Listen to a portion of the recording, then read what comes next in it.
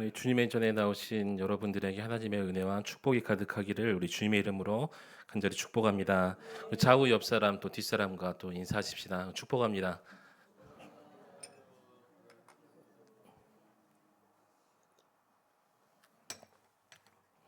오늘은 치유하심이라는 제목으로 하나님의 말씀을 전하도록 하겠습니다.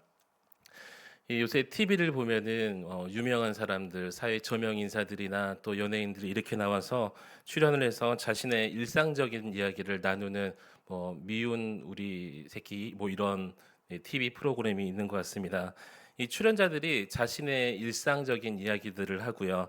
또 소개되지 않았던 자신만의 상처받았던 이야기들을 또 그 상처들을 어떻게 이겨내는지 서로 나누는 이 TV 프로그램들이 요즘에 많이 나오는 것 같습니다.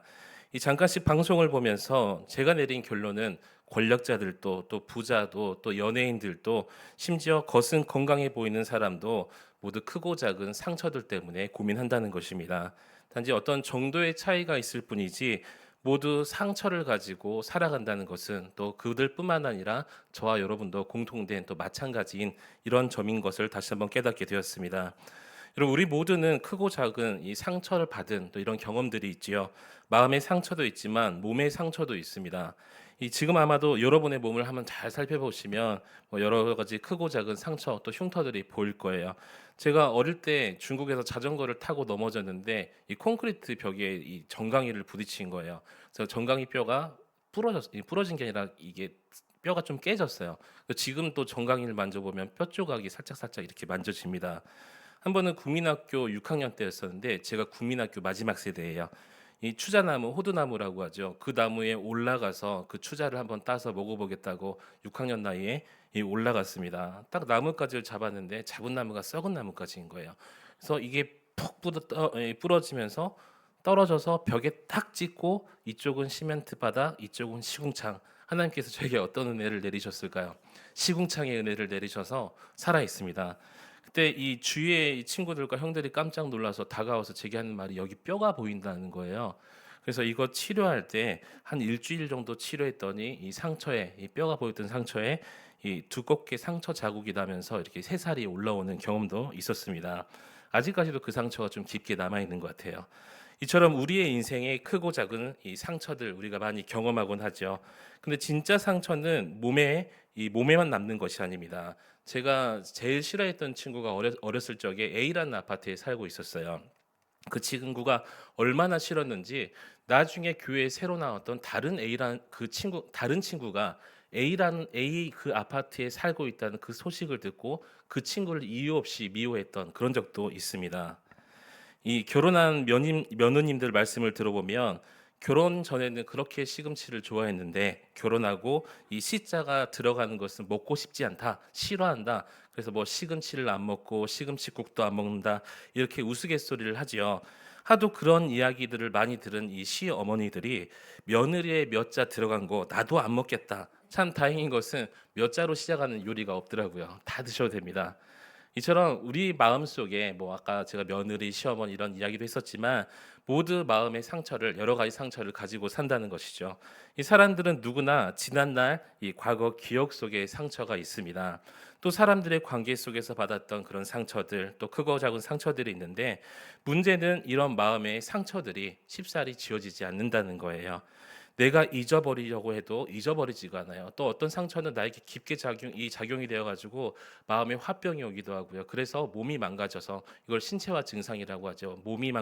마음이 망가지면 몸도 망가진다. 반대로 이 몸이 망가지면 마음 또한 이 망가진다는 것인데 오늘 이 시간 말씀을 통하여서 하나님께서 그 말씀으로 우리의 마음을 만져 주심으로 저 여러분의 모든 상처, 육적인 상처 또 마음의 심령적인 이 상처까지 모두 회복될 수 있기를 우리 주님의 이름으로 간절히 축원합니다. 에르미야 선지자 당시 이스라엘 민족에게는 많은 상처들이 있었어요. 이방인이었던 바벨론 제국에 하나님의 선민이라고 불리는 이스라엘이 멸망하게 되고 멸망으로 끝나는 것이 아니라 포로로 잡혀가게 됩니다.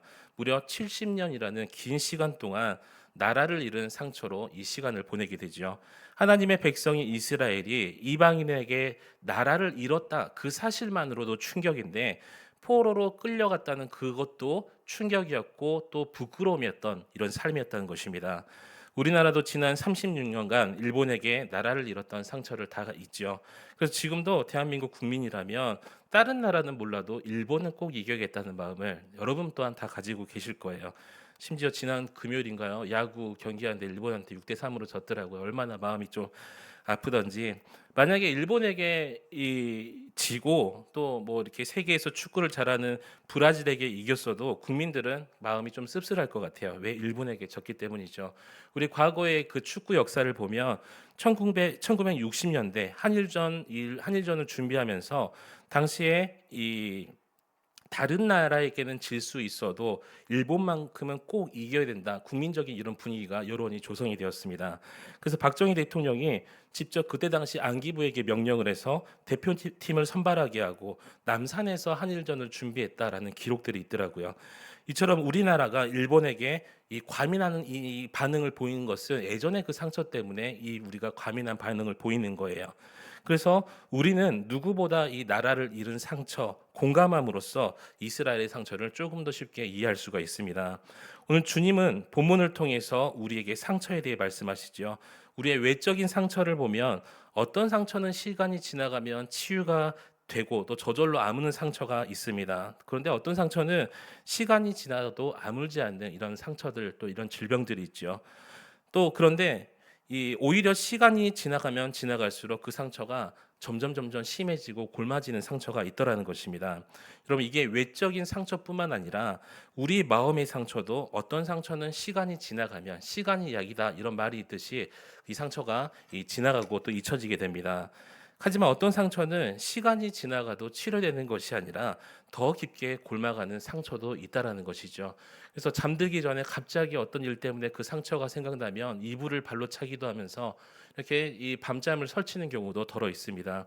그래서 누군가 그 상처를 건드리면 나도 모르게 깜짝 놀라서 그리고 아픈 상처를 건드린 나의 상처를 만져버린 그 사람에게 더 큰 상처를 우리가 입히기도 한다는 것이죠. 사실 상대방은 그것이 나의 상처인지 모르고 건든 것이었지만 우리는 그것 때문에 분노하기도 한다는 것입니다. 나도 모르게 내 아픔을 무의식적으로 표출한다는 것이죠.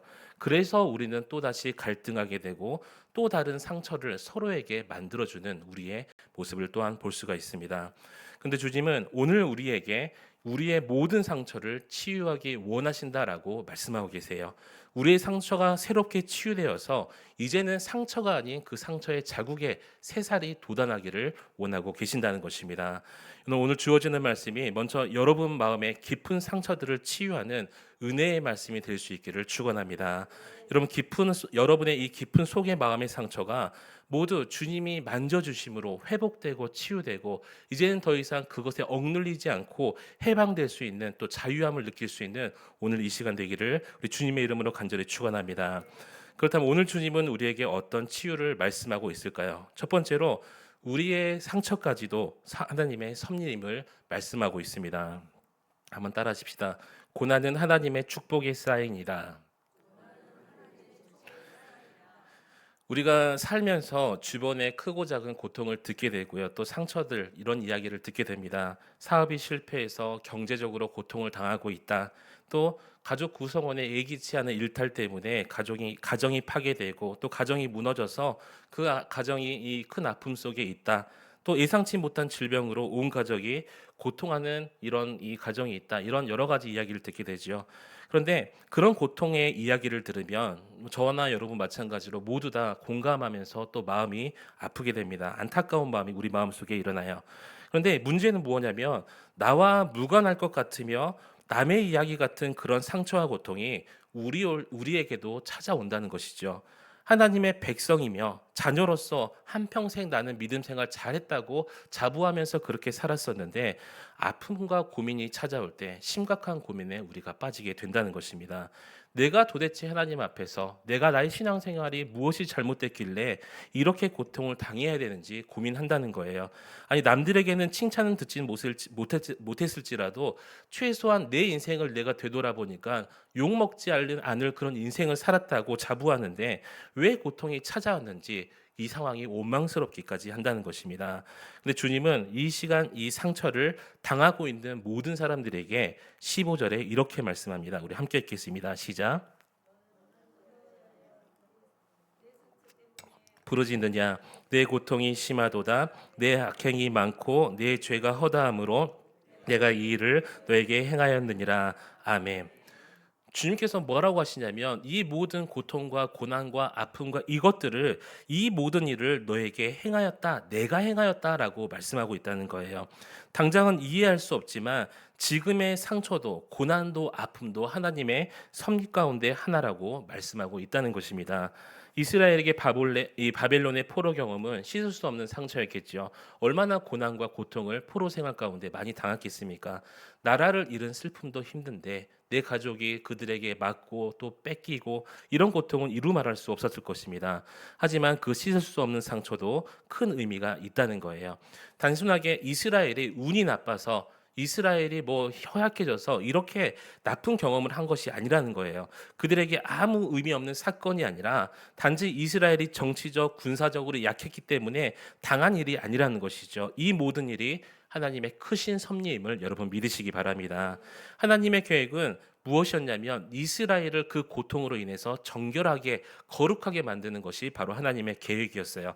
그래서 이스라엘이 범죄 가운데 이제는 새롭게 되기를 원하는 하나님의 계획이 있었다는 것입니다. 그래서 그 계획적 섭리를 위해서 바벨론이라는 상처를 이스라엘에게 사용했다는 거예요. 바로 하나님의 뜻입니다. 당시 이스라엘은 어떤 상황이었냐면 우상을 섬기는 이 백성들이 많았고요. 하나님을 떠난 삶을 살아가고 있었어요. 그런 이스라엘을 다시 회복시키시기 위해서 하나님은 바벨론이라는 그 상처를 사용하시는 이 뜻을 세우셨다는 것입니다. 여러분, 인생의 지난 날을 돌아보면 살아온 연수만큼 크고 작은 일들을 경험하게 되죠. 그런데 그 경험들이 인생에서 결코 무의미하지 않았음을 우리는 알게 됩니다. 심지어 인생의 고통도 시간이 흘러서 되돌아보면 내 인생에서 그게 어느새 쓴 약이 되어서 그때 당시엔 쓰고 지금도 생각하면 그때 쓴 약처럼 느껴지지만 나의 인생이 참 도움이 되었구나. 그래서 우리가 하나님의 은혜라고 고백하는 그런 일들이 얼마나 많은지 모릅니다. 그래서 어른들이 뭐라고 하냐면 젊어서 고생은 사서도 한다, 이렇게 말씀하신 것 같아요. 여러분, 그래서 이 고생이라는 상처가 그때는 나에게 불편할 수도 있고 또 어려울 수도 있고 내 인생에 무의미한 것처럼 보이지만 분명 약이 되고 복이 됨을 여러분 믿으시기 바랍니다. 하물며 성도에게 찾아오는 고통은 세상의 고통과 그 결이 다르다는 거예요. 세상의 고통은 그냥 그 고통일 수도 있지만 성도들의 고통은 하나님께서 계획하신 섭리하심을 여러분 믿으시기 바랍니다. 그래서 그 결이 다르다는 거예요. 그 고통을 통해서 하나님은 우리를 성장시키려는 놀라운 뜻을 가지고 있어요. 제가 오늘 로마서반에서 그랬어요. 이 하나님의 고통과 고난에는 두 가지 하나님의 섭리가 있다. 첫 번째는 우리의 방향을 전환한다. 두 번째는 우리를 레벨업 시키기 위한 하나님의 계획이다라고 말씀을 드렸었는데, 이렇게 하나님의 뜻에 고난이 숨겨져 있다는 것입니다. 그래서 하나님은 우리에게 찾아온 고통을 통해서 내가 더 성장할 수 있기를 바라시는 거예요. 그리고 이제는 내가 성장하는 것을 넘어서서 이제는 다른 사람을 돕는 도구로 사용되고 또 쓰임 받기를 원하신다는 것입니다. 우리 고린도후서 1장 4절 말씀 함께 읽도록 하겠습니다. 시작. 우리의 모든 환난 중에서 우리를 위로하사 우리로 하여금 하나님께 받는 위로로서 모든 환난 중에 있는 자들을 능히 위로하게 하시는 이시로다. 아멘. 이 사도 바울은 수많은 고통을 당했던 사람이었습니다. 그런데 이 바울은 사실 예수를 그리스도를 만나고 더 많은 고통들을 당한 사람이었어요. 바울은 빌립보 감옥에 갇혔었고요. 잘 아시다시피 엄청 맞고 막 이런 사건이 있었죠. 또 데살로니가에서 쫓겨났고 다메섹과 베레아에서 몰래 빠져나왔던 상황도 있었었고 또 아덴에서는 비웃음을 샀고 고린도에서는 바보 취급을 받았고, 계속할까요? 계속하겠습니다. 예루살렘에서는 신성을 모독한 자, 또 율법의 파괴자로 낙인 찍히고 루스트라에서는 돌 맞아 죽을 정도로 맞아서 버려지고, 또 주님을 그때 당시 상황을 이 성만찬을 어떻게 생각했냐면 사람 고기를 먹는다 해서 식인종 이렇게 오해를 받는 그런 상황 속에서 바울이 엄청난 고난을 받았다는 것입니다. 우리는 예수 믿고 더 편한 삶을 살아가고 싶어요. 그게 맞는 거라고 생각하고 있습니다. 더 부자가 되어서 예수님께 복 받아서 더 부자가 되어서 다리 쭉 뻗고 살 것이라고 생각한다는 거예요. 그런데 오늘 제가 말씀드렸던 이 바울은 오히려 예수 믿고 예수를 만났더니 더 많은 고통들이 이 바울의 인생 앞에 찾아왔다는 것이죠. 그런데 바울은 알고 있었다는 거예요. 자신에게 찾아온 고통과 상처가 오히려 고통받고 상처받는 다른 사람들을 돕기 위한 그 고통이라는 것을 스스로 깨달았다는 것입니다. 스스로 깨달은 거죠. 하나님께서 은혜를 주셨다는 것이죠. 이 다른 사람을 돕는 사도 바울의 일이 무엇이었냐면 바로 예수 그리스도를 모르는 그 사람들에게 자신이 고통 가운데 있을지라도 그들에게 복음을 전했던 사도 바울의 모습이 있었다는 것입니다. 주님은 바울에게 고통을 주신 이유는 바울이 다른 사람을 돕게 하기 위함이었습니다. 마치 울어보지 못한 사람은 우는 사람의 마음을 이해하지 못하죠. 배고파 보지 못한 사람은 배고픈 사람의 마음을 이해하지 못합니다. 그래서 눈물 젖은 빵을 먹어보지 못한 사람이 결코 그 고통을 이해하지 못한다, 이 말이 있는 것처럼, 또 아파보지 못한 사람은 진짜 아픈 사람을 이해하지 못하는 것처럼, 여러분 주님은 세상의 모든 상처를 이미 경험하셨음을 여러분 믿으시기 바랍니다. 예수님께서는 이 땅에 성육신하셨고 또 목수의 아들로 살면서 마지막에는 십자가에서 모멸과 비참함으로 죽으신 아픔을 경험하신 그런 분이셨어요. 그러지 않으셔도 되는 하나님이셨어요. 그런데 주님께서는 먼저 그 고난과 상처를 다 받으시고 멸시와 천대와 모욕을 다 받으시고 우리의 상처 가운데 우리를 위로하고 계시다는 것입니다. 고통 가운데 있는 우리에게 찾아오셔서 위로를 해주셔요. 왜냐하면 우리의 고통과 우리의 상처와 우리의 아픔을 알고 있기 때문이죠. 여러분, 주님의 위로와 치유를 경험할 수 있기를 축원합니다. 우리의 가난을 먼저 경험하시고 또 우리의 아픔을 먼저 경험하셨고 우리의 눈물을 경험하신 그 주님의 위로가 오늘 말씀 가운데 여러분에게 임하신다는 것입니다. 그 위로의 만져주심에 회복되고 또 치유될 수 있기를 축원합니다. 주님이 우리를 치유하시면 우리는 그 위로로 힘을 얻게 되겠죠. 그리고 주님은 이제 그 위로를 가지고 우리가 다른 사람들을 위로하고 또 섬기며 세워주기를 바라신다는 것입니다. 이미 배고파봤던 우리가 배고픈 사람을 위로해야 되겠죠. 이미 상처받은 우리가 어떻게 되겠어요? 상처받고 있는, 그래서 힘들어하고 있는 그들을 위로할 수 있는 사람이 되어야 되겠습니다. 이미 우리가 울었던 사람이기 때문에 울고 있는 그들에게 가서 눈물 닦아주면서 주님의 위로를 전할 수 있는 우리가 되어야 된다는 것이죠.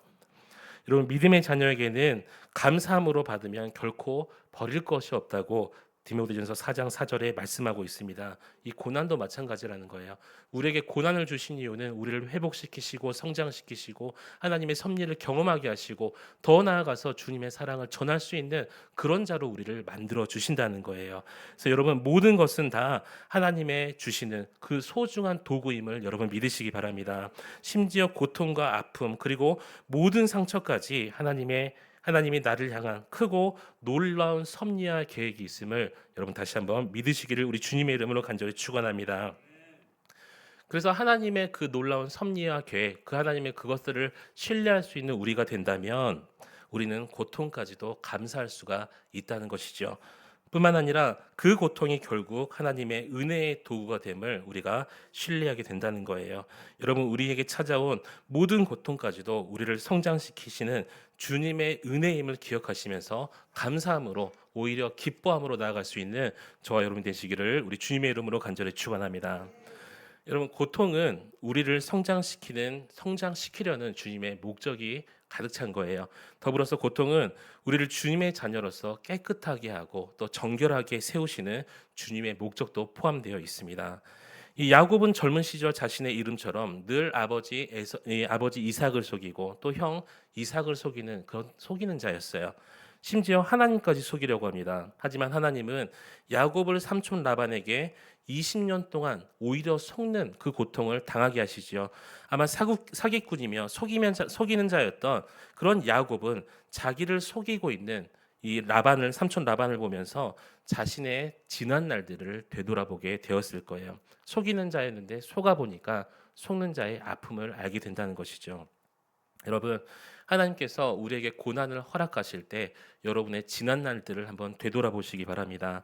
하나님께서 고통을 주시는 이유는 우리의 지난 날들을 되돌아보라는 하나님의 강력한 메시지가 있습니다. 하나님 라반을 통해서 야곱에게 고통을 주시죠. 하나님은 야곱의 고통으로 지금까지 속이는 인생, 사기꾼 인생을 살았던 모든 죄성을 더 깨끗하게 하시려는 하나님의 놀라운 계획이 있었다는 거예요. 야곱은 외삼촌에게 속으면서 지난날 내가 형을 속이고 아버지를 속였던 자신을 되돌아보게 됩니다. 속으면 속을수록 고통스러웠지만 속으면 속을수록 자신을 다시 한번 더 되돌아볼 수 있는 그런 기회가 되었습니다. 또 요나는 하나님의 명령을 불순종하고 니느웨가 아닌 다시스로 가는 이 배를 타고 또 항해할 때 요나에게 찾아온 그 큰 풍랑과 고통 때문에 요나는 결국 회개의 자리로 돌아서게 되죠. 그리고 자신의 사명까지도 회복하는 요나의 모습을 우리가 잘 알고 있습니다. 여러분 고통 가운데 있는 성도들이 들어야 될 주님의 음성이 무엇이냐면 내가 행하였다. 이 주님의 음성이라는 거예요. 그 주님의 음성에 원망하는 것이 아니라 하나님 나에게 어떤 뜻이 있습니까? 하나님 나에게 품으시는 그 섭리는 무엇입니까? 오히려 하나님께 되물을 수 있는 우리가 돼야 된다는 것이죠. 왜냐고요? 우리가 그 하나님을 신뢰하고 있기 때문이라는 것입니다. 여러분 지금 찾아온 그 고통과 상처로 주님은 우리가 정결하게 되기를 원하신다는 거예요. 지금 우리를 새롭게 하고 계시는 놀라운 주님의 뜻을 여러분 신뢰할 수 있기를 축원합니다.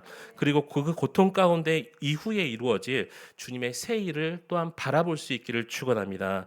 오직 주님의 계획을 신뢰할 수 있는 저와 여러분이 되시기를 우리 주님의 이름으로 간절히 축원합니다. 여러분 주님은 오늘 거룩하면 내일이 있다고 우리에게 약속하고 계십니다. 하지만 오늘 거룩하지 아니하면 결코 우리에게 축복의 내일은 없다는 것이죠. 나의 죄를 잘라내지 아니하면 우리에게 내일이라는 것은 없다는 거예요. 죄를 가지고 맞이하는 내일은 내일이 아니기 때문입니다. 우리 각 민족을 이 TV 속에서 보면은 각 민족마다 좀 이상한 풍습들이 있는 것 같아요. 이 태국의 치앙마이 카렌족은 지금도 여자들이 목에 긴 고리를 끼고 다녀요. 목을 길어지게 하기 위해서 끼고 다니는데 뭐 목이 얼굴보다 길어야 예쁘다 이렇게 그런 전통이 있었다고 합니다. 얼마 전에 TV를 보니까 그 전통이 사라진 지는 꽤 됐고 지금 돈벌이 수단을 위해서 이렇게 차고 다닌다고 해요. 관광의 목적으로. 또 남미 고대 문명 가운데는 미야 문명이 있습니다. 그들은 어릴 적부터 길쭉한 쇠모자를 쓰고 다닌다고 해요. 그러면 어릴 적부터 쓰고 다니니까 마치 중국 사람들이 작은 신발을 신어서 전족을 해서 발 모양을 변형시키는 것처럼 그들도 쇠 모자를 씀으로써 머리가 우리 코네드라고 하나요? 이렇게 세모 뾰족한 모양의 머리로 이렇게 변한다고 하는데 그런데 그들이 머리를 길게 만든 이유가 뭐냐면 그들이 믿었던 옥수수 신 때문에 그랬다고 합니다. 세상에는 종교가 참 많아요. 확신반을 하면서 어떤 종교가 있냐라고 물어보니까 어떤 자매가 그러더라고요. 날아다니는 스파게티교 이런 종교가 실제로 존재한다고 해요. 근데 이들은 옥수수 신을 믿었다고 합니다. 이 마야인들이 옥수수 신을 믿었는데 자신도 옥수수 신을 닮기 원해서 그런 모양으로 머리를 만들었다고 하죠. 그래서 옥수수처럼 자신들의 머리도 길게 만들기 위해서 어릴 때부터 옥수수처럼 긴 쇠모자를 쓰고 또 자신의 두골을 길게 만들었다는 거예요. 이 마야인들이 그것이 거룩한 모습이고 또 자신이 신이 기뻐하는 그런 모습으로 변해가고 있다라고 하면서 만족감을 느끼고 신이 나를 축복하겠지라고 여겼다고 합니다. 이처럼 두 골의 모양을 길거나 작게 변형시키는 것을 편두라고 해요. 그런데 오늘날 살아가는 현대인들도 자기가 닮기 원하는 편두가 있다는 거예요.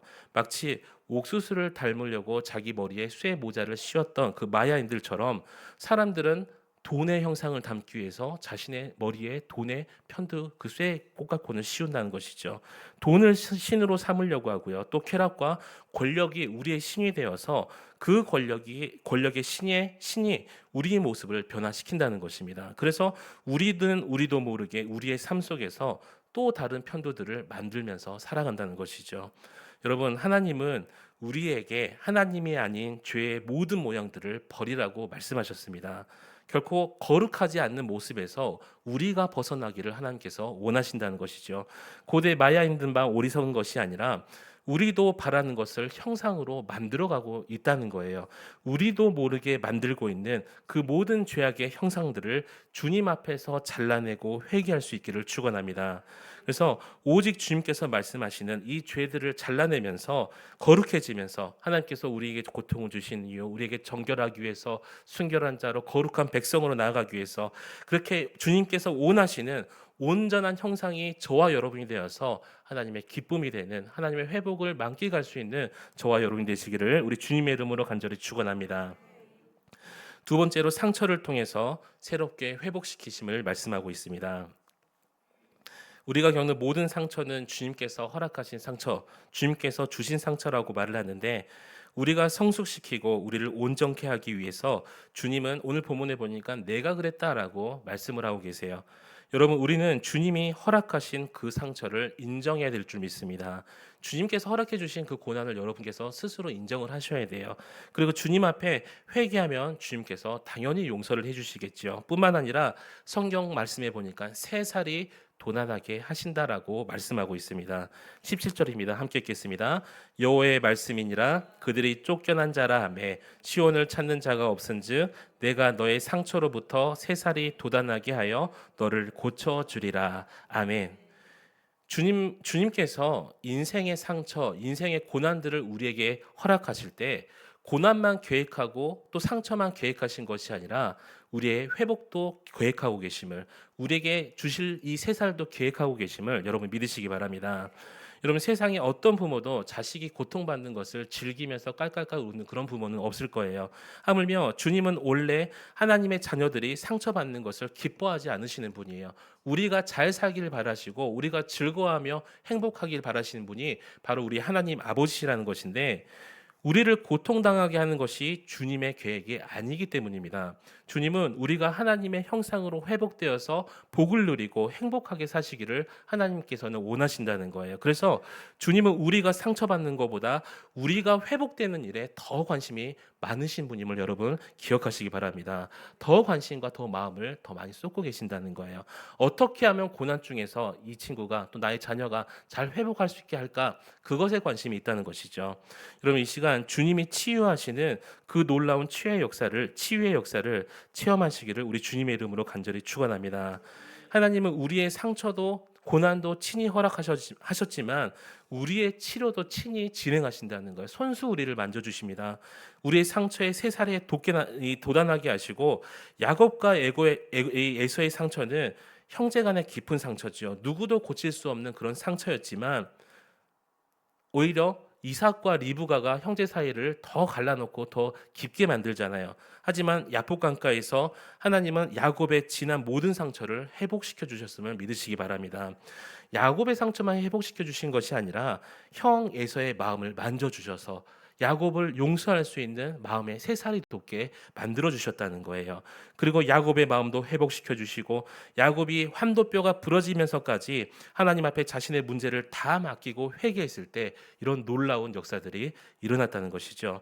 여러분, 내 지식과 내 경험은 결코 내 문제를 해결할 수가 없습니다. 오직 주님만이 내 상처에, 내 심령 속에 있는 그 깊은 상처에 새 살이 돋아나게 하심을 여러분 믿으시기 바랍니다. 새 살이 돋아나서 끝나는 것이 아니라 상처가 후유증 없이 온전하게 치료됨을 여러분 믿으시기 바랍니다. 다른 곳으로는 결코 회복됨의 역사가 일어나지 않아요. 우리는 할 수 없지만 주님은 모든 것을 하실 수가 있습니다. 히브리서 10장 19절로 20절 말씀입니다. 그러므로 형제들아, 우리가 예수의 피를 힘입어 성소에 들어갈 담력을 얻었나니 그 길은 우리를 위하여 휘장 가운데로 열어놓으신 새로운 살 길이요 휘장은 곧 그의 육체니라. 아멘. 이처럼 주님께서는 이미 우리를 위해서 친히 찢기셨고, 그래서 우리가 주님 앞에 나아갈 수 있는 길을 만들어 놓으셨다는 거예요. 주님이 친히 찢기시고 피 흘림으로 인해서 우리가 다 화해할 수 있는, 하나님과 화해될 수 있는 화평의 길을 열어놓으셨다는 것입니다. 우리를 위해서 살을 찢으시면서 우리의 길을 준비하시는 주님은 지금도 우리의 고난 가운데, 고난 가운데 있는 걸 아시기 때문에 새로운 길을 예비하시며 또 준비하시고 또 새살이 돋아나게 한다는 것입니다. 여러분, 주님의 은혜가 나를 고치시고 나를 치유하심을 여러분 믿으시기 바랍니다. 그게 주님의 은혜예요. 지금 언론을 보면 남북 간의 갈등이 심하죠. 또 우크라이나와 러시아 갈등이 점점점 심해지고 있고, 하지만 주님의 은혜가 지금도 역사하고 있기 때문에 다시 새살이 돋아날 것을 우리가 소망하면서 기대할 수 있다는 것이죠. 경제적인 상처, 또 정치적인 상처, 또 사회적인 상처, 모든 상처들이 우리가 기도하며 회개하며 나아갈 때 하나님께서 정결하고 순결하게 하는 회복의 역사가 일어날 수 있다는 것을 여러분 믿으시기 바랍니다. 뿐만 아니라 우리의 개인적인 상처, 질병의 상처, 마음의 모든 상처가 주님의 은혜로 회복됨을 여러분 믿으시기 바랍니다. 마지막 세 번째로 상처를 통해서 하나님 되심을 믿게 하심을 우리에게 말씀하고 있습니다. 우리가 가진 주님의 거룩한 상처는 우리를 다시 회복시키려는 거룩한 상처이죠. 우리에게 주어진 상처는 주님의 목적을 이루기 위한 더 거룩한 도구이기도 합니다. 주님은 우리가 이 모든 상처를 통해서 더욱더 하나님을 신뢰하게 만들고 또 하나님을 나의 하나님으로 인정하게 하려는 하나님의 계획입니다. 22절입니다. 너희는 내 백성이 되겠고 나는 너희들의 하나님이 되리라. 아멘. 한번 더 고백해 볼까요?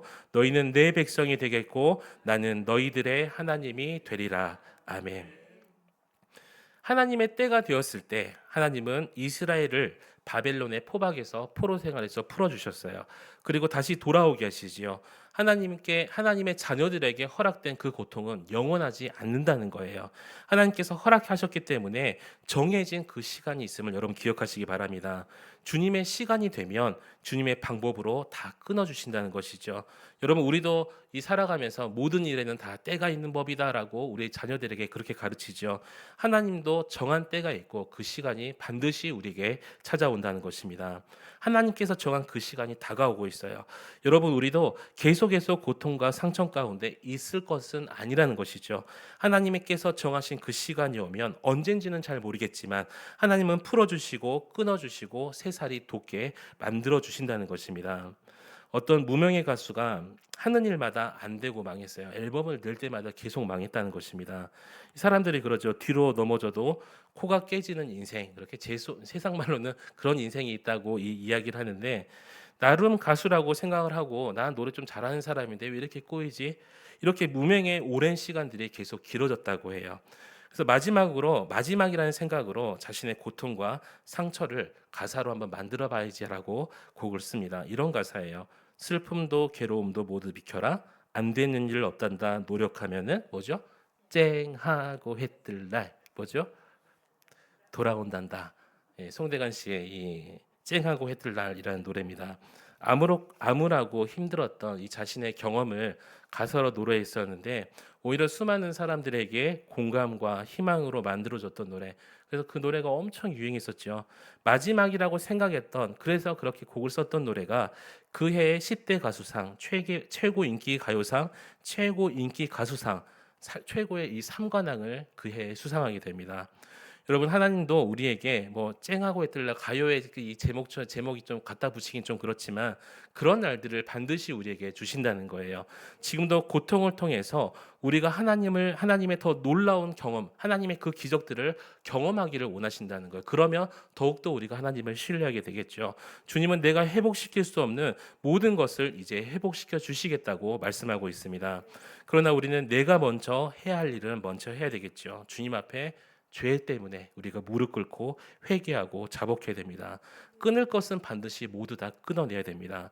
우리는 교만을 끊어내야 되고요. 욕심과 거룩하지 못한 그것들을 다 끊어내야 될 줄 믿습니다.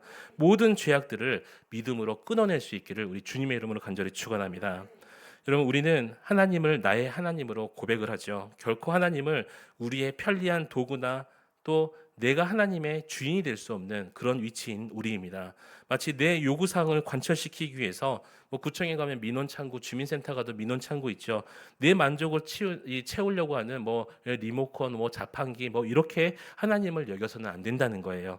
만약 우리가 지금 예배 드리고 있지만 하나님의 말씀을 듣고 있지 않다면 그 사람이 바로 하나님을 하나님으로 여기지 않는다는 것입니다. 더 나아가서 하나님의 말씀을 들었는데 하나님의 말씀을 말씀대로 살아내지 못하면 또 그렇게 살려고 하지 않는다면 우리가 하나님의 하나님됨을 인정하지 못한다는 것이죠. 여러분, 하나님을 먼저 나의 구주로 인정하고 내 인생의 주임 되심을 고백할 수 있는 저와 여러분이 되시기를 축복합니다. 내 인생의 모든 여정의 주인됨을 고백할 수 있어야 되고요. 오직 우리의 마음이 주님께 향하면서 우리의 죄악된 것을 모두 다 끊어버리며 나아갈 때 하나님은 우리의 주인 되시며 우리의 인생에도 큰 능력을 베풀어 주신다는 것이죠. 여러분, 회개할 것이 있다면 여러분 다 끊어버리시고 회개하시기 바랍니다.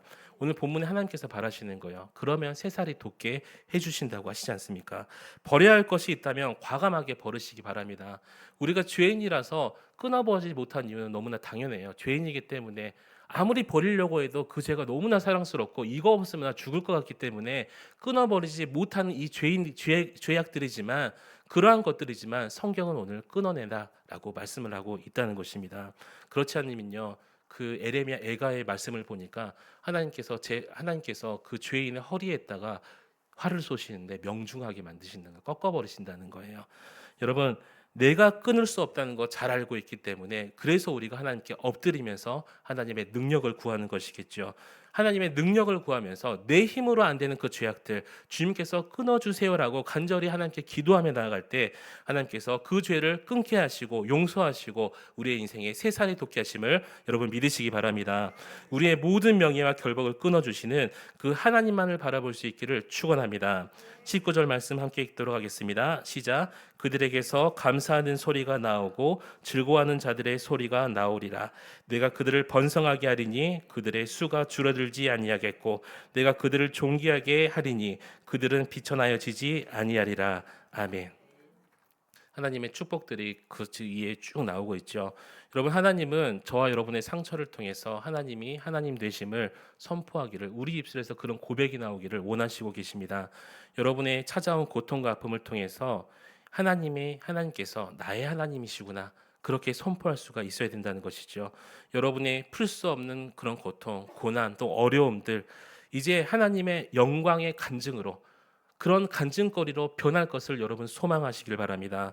하나님께서 가장 힘들었던 그 순간 나를 이렇게 인도하셨구나, 은혜를 베푸셨구나, 담대하게 간증할 수 있는 시간이 얼마 남지 않았다는 거예요. 오직 그 순간들을 바라보면서 흔들림 없는 믿음으로 회개함으로 주님 앞에 나아갈 수 있는, 그래서 새살이 여러분의 인생에서 돋아날 수 있는 저 여러분의 복된 인생이 되시기를 우리 주님의 이름으로 간절히 축원합니다. 이제 우리 다 함께 기도하기 원합니다.